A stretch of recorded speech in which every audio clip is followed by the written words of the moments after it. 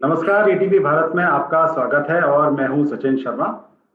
आज हमारे साथ हैं आईआईटी जेईई की तैयारी कराने वाले प्रसिद्ध संस्थान सुपर 30 के संस्थापक आनंद कुमार। सवाल जवाब का सिलसिला शुरू करने से पहले मैं अपने दर्शकों को हमारे आज के मेहमान के बारे में बताना चाहता हूं। आनंद कुमार सुपर 30 के फाउंडर हैं। इसके जरिए हर साल 30 बच्चों को चुना जाता है और फिर आनंद कुमार उन्हें आईआईटी जेईई की तैयारी कराते हैं। उनके ऊपर हाल ही में फिल्म भी बन चुकी है। इस फिल्म में ऋतिक रोशन ने आनंद कुमार जी का किरदार निभाया था। देश के साथ विदेश में भी प्रसिद्धि प्राप्त कर चुके आनंद कुमार ने कई बच्चों का जीवन बदला है। सुपर 30 के आनंद कुमार की कहानी हम कई जगह पढ़ भी चुके हैं कि कैसे वे सुविधाओं से वंचित परिवारों के 30 बच्चों को हर साल अपनी कोचिंग में मुफ्त में आईआईटी जेईई की तैयारी करवाते हैं। सिर्फ इतना ही नहीं, इन बच्चों को अपने घर पर रखते हैं और खुद आनंद जी की माँ उनके लिए भोजन भी बनाती है। वे काफी परोपकार कर रहे हैं, लंबे समय से कर रहे हैं, लगभग 2 दशकों से। तो आइए आनंद जी से सवाल जवाब का सिलसिला शुरू करते हैं। आनंद जी, मेरा आपसे पहला प्रश्न है कि आपके लिए कहा जाता है कि आपके पिता के जाने के बाद आपने अपने घर की सारी जिम्मेदारी उठाई। आपने इसके लिए रामानुजम स्कूल ऑफ मैथमेटिक्स नाम का एक क्लब खोला या आपने प्रोफेसर की मदद से मैथ के छात्रों को आपने ट्रेनिंग दिलवाई और आपने एक भी पैसा कभी किसी से नहीं लिया। दिन में आप अपने क्लब में पढ़ाते और शाम को अपनी माँ के साथ पापड़ बेचा करते थे।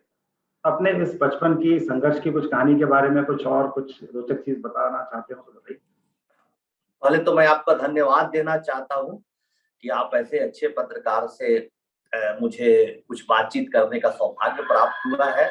आपकी चर्चा हमेशा सुनते थे, लेकिन आज ही मुलाकात हुई। तो मैं ये बताना चाहूंगा कि बचपन की बहुत सारी यादें हैं। आज भी बहुत सारे युवा विद्यार्थी है, युवा है, जो इस कोरोना काल में कहिए या कई कारणों से निराश हो जाते हैं, हताश हो जाते हैं। तो मैं बताना चाहता हूँ कि हमारी परिस्थिति इससे भी खराब थी। पिताजी गुजर जाएंगे ये कभी हम लोगों ने सोचा नहीं था। बातचीत कर रहे थे, खाना खा रहे थे, उनको इस बात की चिंता थी कि बेटे को मैं एडमिशन के बावजूद कैम्ब्रिज नहीं भेज रहा हूँ, और ये चिंता के चलते उनकी मृत्यु हो गई। अब बताइए कि ऐसी परिस्थिति में जिसके लिए मेरा परिवार दूर दूर तक मेंटली नहीं तैयार था कि क्या होगा, कैसे होगा, क्या पिताजी गुजर जाएंगे, कभी हम लोगों ने नहीं सोचा था।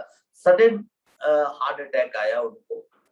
तो उसके बाद सारी घर की जिम्मेवारियां मुझ पर चल आई। मेरा एक छोटा भाई था जो म्यूजिक सीखता था। तब भी हमने सोचा कि चलो भाई, पढ़ाई को आगे जारी रखा जाए। जो मेरा ड्रीम है, जो हमारे फादर ने ड्रीम देखा है कि तुमको टीचर ही बनना है, तो उस टीचिंग के ही काम को आगे बढ़ाना है। तब हमने क्लब के जरिए बच्चों को पढ़ाना स्टार्ट किया। लेकिन पिताजी के जगह पर सरकारी नौकरी मिल रही थी। अनुकंपा के आधार पर मिलने वाली नौकरी पर बहुत दबाव था कि कर लो बेटा, कर लो, कल परिस्थिति खराब हो गई, खाओगे कहाँ से, पापड़ नहीं बिकेगा तो क्या होगा। तो ऐसी कई बातें थी, ऐसे प्रश्न सामने आके खड़े थे जिनका उत्तर मुझे नहीं मिलता था। लेकिन मन में एक विश्वास था, कॉन्फिडेंस था, आत्मविश्वास जिसका नाम आप दे सकते हैं कि नहीं, अगर आप मेहनत करेंगे, कुछ अच्छा करेंगे तो जरूर अच्छा होगा। तो फिर हमने बच्चों को पढ़ाना स्टार्ट किया सुपर 30, और 30 बच्चे घर पर रहने लगे। जैसा भी आपने बताया, माताजी भी तैयार हो गए कि भाई मैं बच्चों को खाना खिलाऊंगी और मेरा भाई देख रेख के लिए तैयार हो गए। इस तरह से जिंदगी की यात्रा की शुरुआत हुई। तो आपने अपने पिता से प्रेरणा ली और सबसे बड़ी बात कि उन्होंने आपको अगर शिक्षक बनाना चाहा तो आप बने भी, और आप शिक्षक ही नहीं बने, शिक्षकों के लिए उदाहरण भी बने हैं। बहुत अच्छी बात है। आपकी माँ के, आपने भी अपनी माँ का जिक्र किया और आपके लिए पूजनीय है वो। तो आपकी माँ के अनुसार आप एक शरारती और उत्सुक बालक थे। वो बालक जो जानना चाहता था कि मोटर गाड़ियां पेट्रोल से क्यों चलती हैं, पानी से क्यों नहीं। जो जानना चाहता था कि टॉर्च और रेडियो को बैटरी की जरूरत क्यों पड़ती है। तो क्या आनंद शुरुआत से ही ऐसा शरारती और उत्सुक बालक था? हाँ, थोड़ा सा तो थे। घर में बदमाशी चलती थी, लेकिन ऐसी बदमाशियां जिसकी चर्चा आपने की। जैसे हमारे घर में एक ट्रांजिस्टर था। पिताजी कहे कि भाई मुझे दहेज में कुछ नहीं मिला, एक ट्रांजिस्टर मिला। वही ट्रांजिस्टर को हम लोग सुनते थे। लेकिन थोड़े बड़े हुए तो उत्सुकता हुआ, ट्रांजिस्टर कैसे होता है, क्या होता है, उसको खोला, पाठ पुर्जा उसको अलग किया, फिर ठीक किया, फिर अलग किया, फिर ठीक किया, फिर अलग किया, फिर वो कभी ठीक नहीं हुआ। तो वो जो इतनी पुरानी यादें थे, वो रेडियो घर में था, ट्रांजिस्टर वो टूट गया हमारे चक्कर में।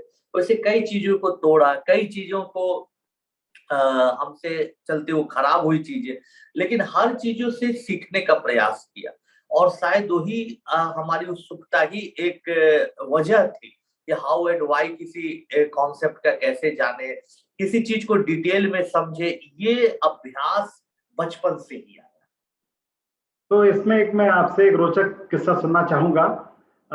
ऐसा मैंने सुना है कि आनंद ने अपने बचपन में, एक छोटा जो आनंद था, आनंद कुमार ने अपने खतरनाक प्रयोग से गौरिया मठ, जहाँ आपका घर था, पूरा इलाका हिला दिया था। तो उस बालक आनंद की उस क्या शरारत थी, जरा उसके बारे में बताइए। बहुत अच्छी बात आपने कही, और ऐसे बहुत अच्छा लगा कि आप हमारे बारे में इतनी जानकारी रखते हैं, इसलिए बहुत सुन के अच्छा लगा। सच में मैं गौरिया मठ चौराहे के पास एक छोटा सा 1.5 कमरे के मकान में मेरा परिवार रहता था। रेलवे लाइन बगल में, चूंकि पोस्ट ऑफिस बगल में था, आरएमएस, तो पिताजी वही डाक विभाग में कार्यरत थे, तो आने जाने में उनको बहुत सुविधा होती थी, वहां रहता था। जब भी ट्रेन आती थी जाती थी तो रेल की पटरी इतनी हिलती थी कि लगता था कि भाई भूकंप आ गया। लेकिन मोहल्ले वाले भी बहुत प्यार करते थे। तो एक बार क्या हुआ कि सब मोहल्ला वाला का कुछ लड़का बोला कि देखो, हम यहाँ पर बॉल बत्ती कुछ नए तरीके से सजाना चाहते हैं। उस समय 6ठी क्लास में पढ़ते होंगे, तो माओ इसको थोड़ा सा बनाओ। 2-3 बच्चा ही बोला, तो कुछ पैसा हम लोग कलेक्ट करके सीरीज बॉल बत्ती वगैरह खरीदे, उसको अच्छे से पूरा मन से बनाया। और जैसे ही हमने बिजली का लाइन दिया, भड़ाम से करके पूरे मोहल्ले का फ्यूज ही उड़ गया। तो ये आज पहली बार हमको शेयर करने का मौका, मैं बहुत डर गया, वहां से भाग गया कि अब जो होगा देखा जाएगा। फिर मोहल्ले वाले झूठे सब लोग, बिजली मिस्त्री को बुलाया गया, तो लोग आके, कारीगर लोग उसको ठीक किया। तो ऐसी घटनाएं घटती रहती थी, और आदमी सीखता भी उसी पे है। लेकिन हमारा कोई और भटकाव नहीं था, हमेशा बिजली बत्ती से रिलेटेड चीजें, विज्ञान से रिलेटेड चीजें, बाद में फिर गणित से रिलेटेड चीजों पर ही मैं फोकस रहा। बढ़िया। तो आनंद जी, जैसे आपने बताया कि आप जिज्ञासु थे, उत्सुक थे, और आपने अपने प्रयोग से अपने पूरी कॉलोनी को हिला दिया था। इसके अलावा, ये साइंस के सब्जेक्ट्स हो गए, इसके अलावा आपके संगीत में भी रुचि थी। आपने मात्र 11 वर्ष की आयु में पटना के मशहूर रविंद्र भवन आर्ट थिएटर में आयोजित तबला वादन प्रतियोगिता में प्रथम पुरस्कार भी जीता था। तो क्या आपकी ये संगीत की, गाने बजाने की रुचि अब भी आपकी जीवित है, ये रुचि? अब बहुत अच्छी बात आपने पूछी, आपने तो दिल छू लेने वाली बात की। सच बता रहे, बहुत अच्छा लग रहा है आपसे बात करके। बहुत जगह इंटरव्यू देने का मौका मिलता है, लेकिन आज तो बहुत अच्छा लग रहा है। बचपन की यादें आपने ताजी कर दी। तो उस समय क्या था कि पिताजी हमारे शौकिया वायलिन बजाते थे, और पिताजी कहते थे कि देखो, गरीब आदमी कभी वायलिन बजाता नहीं, लेकिन फिर भी मेरा शौक है तो मैं बजाता हूँ, क्योंकि मेरा शौक है। और बेटा, जीवन में वही काम करना चाहिए जिस फील्ड में तुम्हारा शौक है। तो उनको वायलिन बजाते थे। चाचा जी भी हमारे एक थे जो तबला बजाते थे। तो घर में संगीत का माहौल था। मेरा भाई वायलिन सीखता था बहुत सीरियसली, तो मैं भी थोड़ा बहुत तबला बजाया करता था। तो शौक तो फिर साइंस की ओर, मैथमेटिक्स की ओर बढ़ता गया, और फाइनली मैं कोई संगीतज्ञ नहीं बना, लेकिन सफल श्रोता जरूर बन गया हूँ। आज भी गजल हो या क्लासिकल हो या फिल्मी गाने सुनता हूँ, तो समझता हूँ कि कौन ताल में है, क्या लय है, स्वर में है या नहीं है। ये सब समझ हो जाने से बड़ा मजा आता है सुनने पे। तो हम दर्शकों से, ईटीवी के सारे तमाम दर्शकों से रिक्वेस्ट करना चाहते हैं कि अपने बच्चों में भी संगीत का इनपुट जरूर डालें, और जिसके जीवन में संगीत है ना, उसका जीवन बड़ा शांत और कूल रहता है। और आज के बच्चे देखिए, वीडियो गेम में व्यस्त रहते हैं, बड़ा चिड़चिड़ापन उनमें आ गया है, चिड़चिड़े हो गए हैं। इन तमाम चीजों से बचाने का एक ही मात्र रास्ता है कि उनको संगीत से जोड़िए। संगीत सुकून देता है, संगीत लोगों को सोचने की क्षमता विकसित करता है, और संगीत एकदम कूल रखता है। तो संगीत बहुत लाभदायक है, एक अच्छा दोस्त है। ये मुझे अच्छा लगा कि आपका शौक अभी तक बरकरार है, और श्रोता आप हैं, और क्लासिकल संगीत और इस सबको आप पसंद करते हैं, बहुत अच्छी बात है। एक और आपने अच्छी बात बोली, जो प्रकृति का भी संगीत है। आप खाली पानी की कलकल सुन लें, या अगर बरसात हो रही है उसकी आवाज सुन लें, किसी चिड़िया का कूकना या चहकना सुन लें, उसी से मन शांत हो जाता है। तो निश्चित रूप से बहुत अच्छी बात बोली आपने।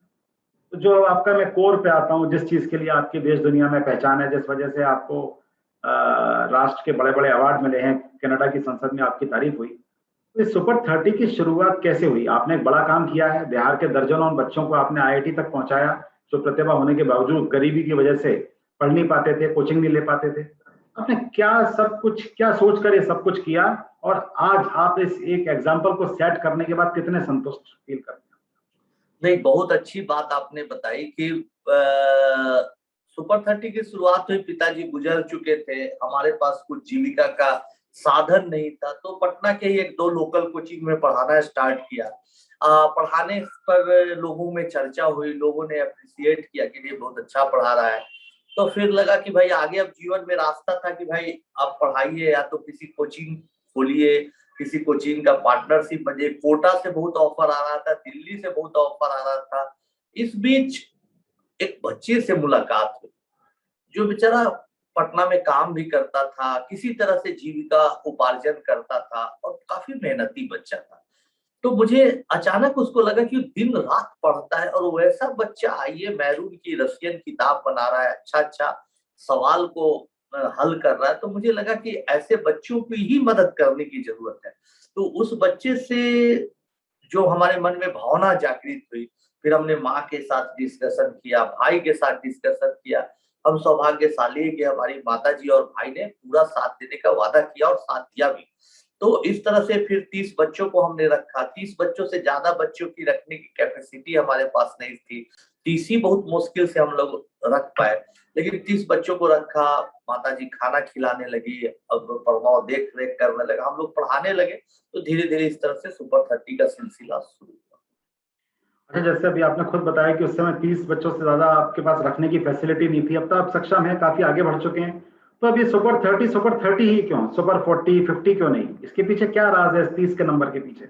अभी जैसे बहुत अच्छी बात आपने कही कि फिल्म के बाद लोगों की उम्मीद बहुत बढ़ गई। हर घर में टेलीविजन के जरिए या सिनेमा हॉल के जरिए बच्चों ने फिल्म देखी, तो बहुत ज्यादा डिमांड बढ़ने से, लोगों की उम्मीद बढ़ने से मैंने सोचा है कि इसको बड़ा किया जाए। तो बड़ा करने की तैयारी कर रहा था, काफी काम भी कर चुका था।